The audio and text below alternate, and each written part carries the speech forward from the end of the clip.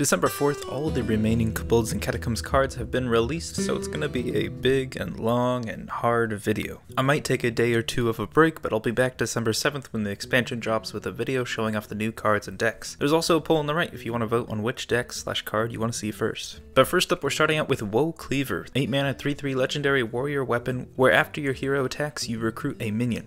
So recruit. You've been the biggest mystery of the expansion, besides a certain hunter spell. And what more is there to say about recruit? Is the high cost worth the low stats? Is it worth possibly losing a battle cry? How much do you have to build a deck around a few recruit cards for it to work? Or is it good enough that you could basically throw recruit into any deck? I think on its own, Cleaver is pretty good. On the turn you play Cleaver, you get 3 attack and you recruit a minion for 8 mana. In a tempo deck, that probably averages to about a 4 mana minion, and in a control deck, maybe 5 or 6. It's not an amazing use of 8 mana, but the tempo isn't unnoticed. And this tempo just snowballs into the next turn where for 0 mana, you deal 3 damage again and recruit another minion. 3 minions, 9 damage, 8 mana. It's really slow, inconsistent in most decks, but in a control or tempo deck, it could be a big swing. With all the recruit cards printed this expansion, one of them has to work. I'm not saying it's going to be Cleaver, but I think Warrior might be the best class for recruit. And the repeatable, even upgradable value might let Cleaver become a strong card for Control Warrior in future metas. And next up is Rhok'delar.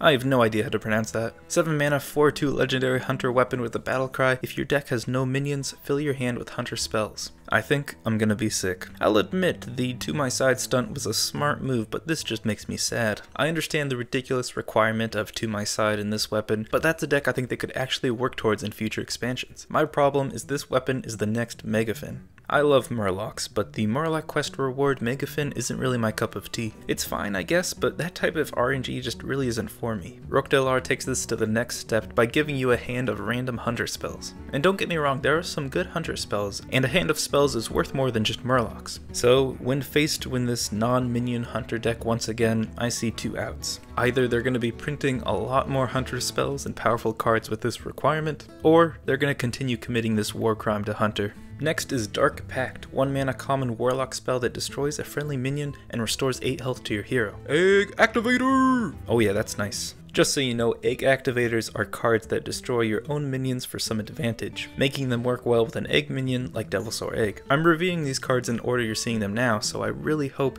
that the fact that there's an Egg Activator means that there's another egg minion coming out too, because honestly, a Destructive Warlock's main weakness is that it doesn't have enough eggs. I think Dark Pact is a cool tempo healing egg activator, and I hope when Destructive Warlock is top tier, it's a mid-range deck that can include this card for heal.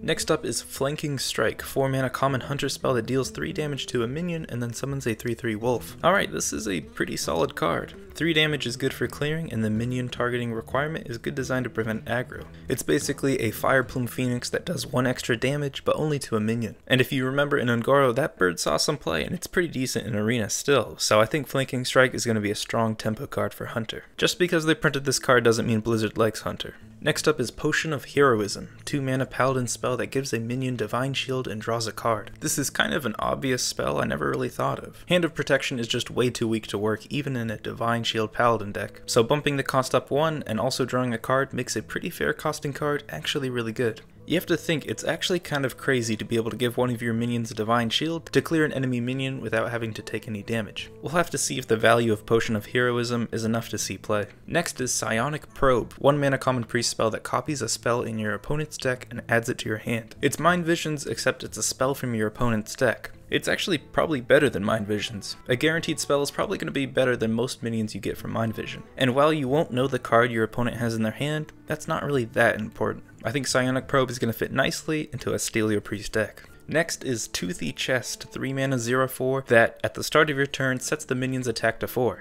This is kind of a weak card. If you hide it behind a taunt or put it on an empty board, you can probably get this to work, but exposed, it's too easy of a target. I think 3 mana 4/4 is, an okay stat line if it survives, and getting it off of Meat Wagon will be great for my Destructive Warlock, so it's no egg, but it may be able to help the cause. Next up is Scorp-o-matic, 2 mana 1/2 rare neutral mech. A mech? Wow. With Battlecry, destroy a minion with 1 or less attack. It's an okay card, works against aggro in some cases, like patches, and common combos nicely with Pint-Sized Potion and Priest. Destroying a minion in early game is good tempo and the 1-2 stats are decent enough, but I don't think it will be consistent enough for people to include it in their decks, and without the Battlecry, it's a bad card. Next is Corridor Creeper, 7 mana 5/5 beast that costs 1 less whenever a minion dies while it's in your hand. Really good card. Almost every turn a minion dies, and it's not uncommon for a lot of minions to die in a turn. With that said, it's kind of a slow card in that you probably won't want to play it when you draw it, but by your next turn, or the turn after that, it's probably a really cheap 5/5. I think it's just expensive and slow enough that it's not an automatic addition to any tempo deck, but watch out for this card because it might sneak into a lot of decks. Next is Fungal Enchanter, 3 mana 3/3 with a Battlecry, restore 2 health to all friendly characters. Sorry if you like mushrooms, but this is kind of a boring card that doesn't do anything special, and it won't see play.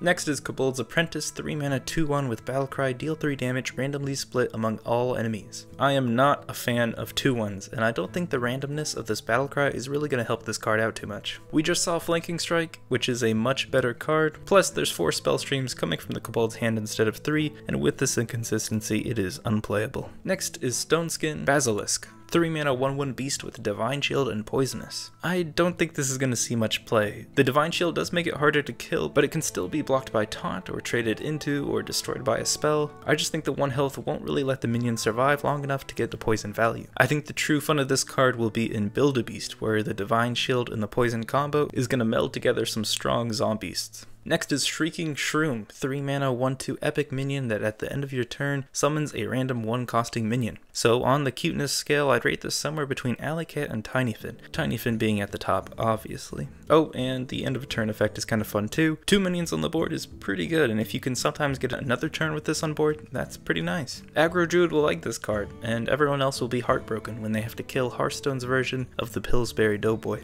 Next is Green Jelly, 5 mana 3/3 that at the end of your turn summons a 1/2 ooze with taunt. Oy, those 3/3 stats are tough, but presumably the 1/2 is meant to protect it, so against a single minion or on an empty board, maybe this could work. You can say that about a lot of minions though. 1/2 with taunt is decent enough in an evenly matched board state, but there's too much risk of playing this card without getting 3 or 4 1/2 taunts over the course of its life. Even Hogger, a 4/4 that spawns 2/2s with taunt, doesn't really work, so 1 less mana isn't going to be worth what Green Jelly is bringing.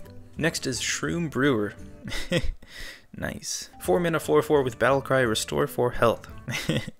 Shroom. Next is Gilded Gargoyle, 3 mana 2/2 priest minion with Death Rattle, add a coin to your hand. There are a lot of new priest cards that want you to play more spells, and coin is a pretty good spell for those decks. Lyra would definitely be nice with a few coins, and the Void Form hero power would absolutely wreck with coins. Still, a 3 mana 2/2, you'd have to really want coins to compensate for these terrible stats. It's a tough sell for me. Next is Fungal Mansir, 5 mana 2/2 with Battlecry, give adjacent minions +2/+2. It's the same 6/6 stats in total as Doppelgangster, but while Fungal Mansir doesn't have the same hand buffing effect, I'll give credit to the fact that it's a more reactive card that can allow you to set up beneficial trades for your own minions already on the board. It's kinda like Bone Mare, except it's a lot worse, and it's probably not gonna see any play. Next is Cavern Shiny Finder, 2 mana 3/1 rogue minion with the Battlecry, draw a weapon from your deck. This card completely changes the game. Forget that it's a 3/1, I'm over its bad stats. Running 2 of these in your deck improves the chances from 1 out of 30 to 3 out of 30 that you'll be able to get Kingsbane. Those aren't the correct odds, it's actually better with mulliganing in your opening hand, but what I'm trying to say is it will actually be possible to build a deck around Kingsbane. I'm not saying it's going to be a good deck, but by running Kingsbane as your only weapon, you now are more likely to get the weapon early enough that it actually can work. And you also have a better chance of drawing it again. Wonderful, just wonderful. Next is Sleepy Dragon, 9 mana 4/12 dragon with taunt. This is just a slap in the face to free players who can't afford Ysera. Fun against priest though. Next is Cave Hydra, 3 mana 2/4 hunter beast that also damages the minions next to whomever this attacks. I'm a fan of this effect and it's really good. I mean, this 2/4 can do 6 damage on a pretty regular basis. It's a great Build-A-Beast card and it actually gives a purpose to hunters beast buffing like Dinomancy, Bestial Wrath, and you'll never guess it, but Toxic Arrow. Any card that can make Toxic Arrow good is a great card. Next is Ebon Dragonsmith, 4 mana 3/4 dragon with the Battlecry, reduce the cost of a random minion in your hand by 2. I guess there's a weapon in every class now, so why not reduce it by 2? This card is pretty bad. No real reason for this to be part of Dragon Synergy besides in Priest or maybe Warrior. I'll try it out in my Hobart weapon deck, which has about 15 weapons, and I'll let you know if it's worth it then. Next is Studded Golem, 6 mana 5/9 warrior minion with taunt and can only attack if you have 5 or more armor. It's a cool armor synergy card, nice stats, and the taunt is actually really important. I don't think the card is probably going to work right now, but if this armor warrior develops, Studded Golem is a great tempo card that will also help you protect your armor that's allowing it to attack. Next is Gravel Snout Knight. I love the art for this one. 1 mana 2/3 rare minion with the battle cry, summon a random 1 cost for your opponent. This is great for Potion of Madness and Priest. If you already have a minion on the board that can trade into this 1-drop, that's pretty good. Worst case scenario, your opponent gets a 2/2 or a Righteous Protector or some other good 1-drop I'm forgetting about, but I think for most of the time it's a pretty okay card. I'm not 100% behind this kind of RNG though, it can get pretty annoying. Luckily, I think there are enough more powerful class 1-drops that Gravel Snout Knight will just be there in some aggro decks, and we won't have to deal with this card's RNG every game. Next is Hooked Reaver, 4 mana 4/4 rare warlock demon with a battle cry. If you have 15 or less health, gain 3/3 and taunt. I think this is a really well designed demon. Good against aggro, good against any deck really, because warlock just gets around that health almost every game. I'm a little scared to see a 4 mana 7/7 and that it could possibly work in aggro where they don't really care about their health, but it's nearly impossible to get down to 15 by turn 4, so most likely it's kind of a late game card if anything for Zoo. It's a great demon for a demon deck, or really any warlock that's patient enough. Next is Master Oakheart, 9 mana 5/5 with Battlecry, recruit a 1, 2, and 3 attack minion. I think recruiting based on attack is a really good way of doing it. The attack requirement gives you more control over what minions you put in your deck to try to recruit. There's a few low attack minions that could really get a lot more value by recruiting them, but drawing Master Oakheart before them and building a deck while keeping the attack stats in mind is going to be a really tough balancing act. I think Master Oakheart is one of the cooler designed recruit cards, but it's too weak in just any old deck, and it may be too difficult and inconsistent to build a deck around it. Next is Trog Blue, 5 mana 1/5 with taunt and poison. So even if your opponent trades the Lich King into this minion, it was 5 mana like Rogue's Assassinate, and if you kill 2 medium status minions, that's I guess okay, or if you halt your opponent attacking your face, I guess that's pretty decent, but these are the best case scenarios. Sometimes it's just gonna get fireballed or pained or even worse, Potion of Madness. It's a big risk for 5 mana and I don't think it will be worth it. Either way, if Trog Blue ends up taking over the meta, I know a good card to counter it. Next is Boisterous Bard, 3 mana 3/2 with Battlecry, give your other minions +1 health. Maybe it works in a board filling druid, but it's not really that special and probably not worth putting in any deck. Next is Shimmering Courser, 4 mana 3/3 epic unicorn beast that only you can target with spells and hero powers. Another cool build a beast, but on its own, I don't really see the advantage of this card, besides maybe comboing it with a buff in Paladin. I guess we'll see how powerful this effect really is with Shimmering Courser. Next is Corrosive Sludge, 5 mana 5/5 with Battlecry, destroy your opponent's weapon. Well, it's not as good as the other 2 oozes because it's just more expensive, but it's nice to know that if weapons go completely rampant, Corrosive Sludge could be a tech card to save us. Next is Wax Elemental, 1 mana 0/2 elemental with Taunt and Divine Shield. Well, I knew Taunt and Divine Shield was good, but let's see how a 0/2 does. Actually, it probably sucks because your opponent can just attack into it without any real recourse. I don't think it's worth putting in just to conserve life total, but if you can buff it, it's pretty nice. I could definitely see this working in Paladin or a hand buffing deck, so Wax Elemental may not be used like a 1-drop, but it's a good tempo play maybe later on. Next is Sewer Crawler, 3 mana 1/1 with Battlecry, summon a 2/3 giant rat. Bad for recruit,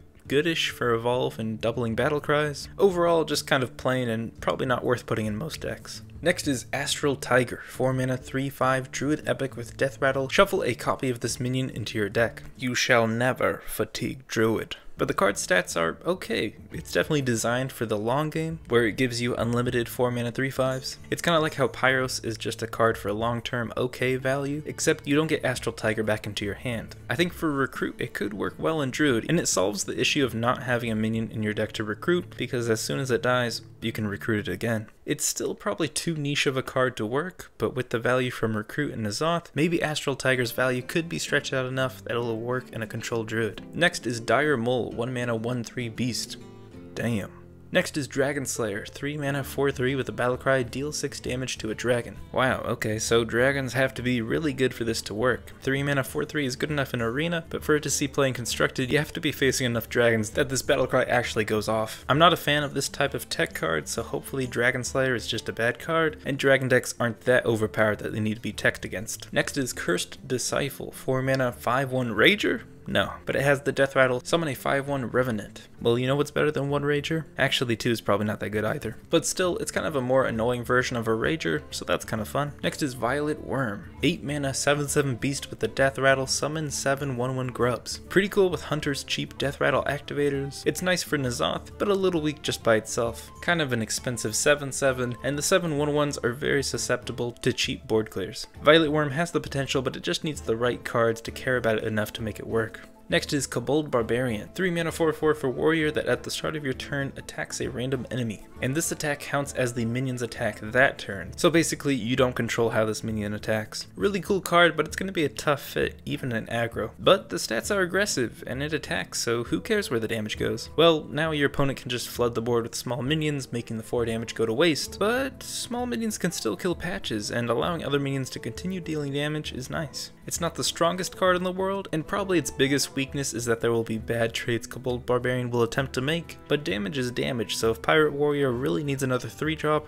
this could work. Next is Sneaky Devil, 4 mana 2/2 demon with stealth, and while it's in play, your other minions have +1 attack. It's a tough card to judge. Can aggro play a 4 mana 2/2? Does the stealth mean an aggro won't attack with a 2 damage minion? Is the 2 health enough to survive board clears? I think unfortunately for Sneaky Devil, for all that it could do for aggro, it's not going to be enough. Next is Plated Beetle, 2 mana 2/3 with a Death Rattle, gain 3 armor. 2 mana 2/3s work, 3 armor is nice. Armor Warrior maybe? Unless aggro is unbearably bad, I think this is just one of the cards that's so boring it's probably not going to see play. Next up is Kobold Monk, 4 mana 4/6 epic that makes it so your hero can't be targeted by spells or hero powers. Hunters can't smark?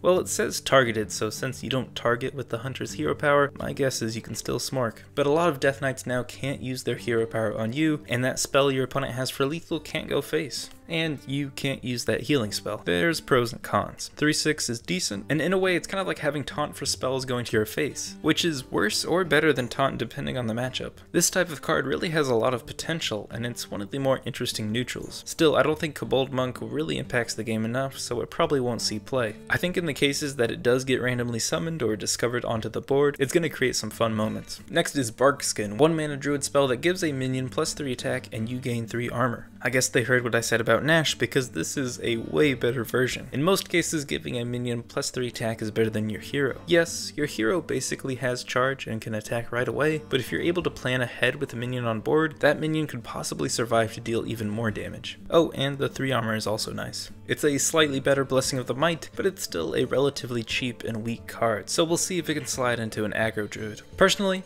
I'm sticking with Nash. Next is Healing Rain, 3 mana shaman spell that restores 12 health randomly split among all friendly characters. So like Volcano, except it heals only your minions. And the crazy thing about this card is it only hits damaged characters, meaning it won't overheal an already fully healed character. This means it could be a 3 mana greater healing potion, but honestly, a lot of the times healing your minions is probably better. Great shaman card, really unique way to heal, and hopefully Healing Rain can allow a more control type shaman deck, like Elemental Shaman. If not, there's always the fun combo against Northshire Clerk, where your priest opponent can draw nearly 1/3 of their deck. Next is Candleshot, 1 mana 1/3 hunter weapon that gives your hero immune while attacking. I mean, it's not bad. It could help a non-minion hunter deck as a good way to clear early game minions. It helps preserve health, but if hunter ever gets a card to combo with this to deal a little bit of extra damage, it's going to be a really good weapon clear. Candleshot probably won't work in this expansion, but it's a powerful effect, so we'll see what they do with it in the future. Next is Shifting Scroll, no mana.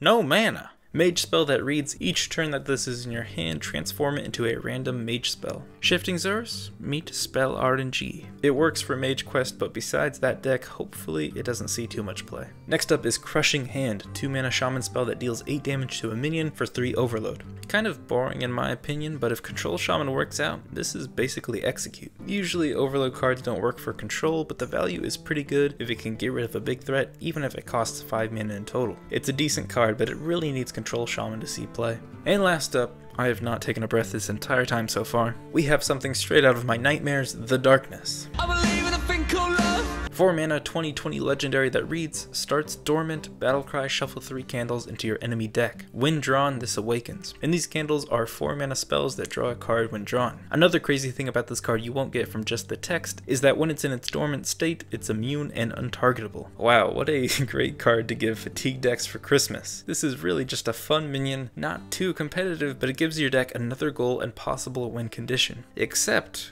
when playing Fatigue, you do not want to overdraw them. A staple of Fatigue decks is to make your opponent lose value by burning their cards, but burning cards don't count as being drawn, and if the candles aren't drawn, then that means they aren't cast, which means you no longer wake up your 20/20. So while maybe drawing the darkness isn't terribly difficult in your Fatigue deck, you may not want to play it until the end to make sure your opponent won't overdraw any. It'll be interesting to see if it works in a Fatigue deck. But in addition, it also punishes the rushing decks like Jade Druid, Quest Mage, and Highlander Priest. I don't know if this could be used as a tech card against these rushing decks, but I think it will work in a super control deck just trying to have a little bit more value over their opponent. It is a ballsy card, and I'd wait to see where the meta lies before crafting it. But I hope sometime before it rotates out, it finds itself in a competitive deck, because the concept is just so crazy and absurd. I love it. Well, wow, thank you for making it through the video. If you just watched this episode, or all of my Kobolds or Catacombs showcases, thank you very much. Obviously, I value more if you watched all of them, but it's not too late to buy my love if you want to check out the playlist. It's been a lot of work making these videos, and I've made numerous mistakes, almost certainly in this video as well, but it's been a lot of fun, and it's been a great way to get better at writing and editing, and, well, I'm still working on talking. I'll be making videos that are partially scripted like these ones, and partially in real-time commentary. My Twitch is in the description. I think this type of format when the expansion releases will be a good way of explaining how a deck or certain cards perform in Hearthstone, but it might take a little bit to get the format down. I'd appreciate if y'all just give me a few videos to get used to and change around the format until I can get it right. And I'll be looking at a lot of the comments in these early prototype videos, taking in the feedback and making changes from video to video. I'm excited for Kobolds and Catacombs, looking forward to making more videos, and I'd like to thank you all once again for the support. But until next time, ta-ta.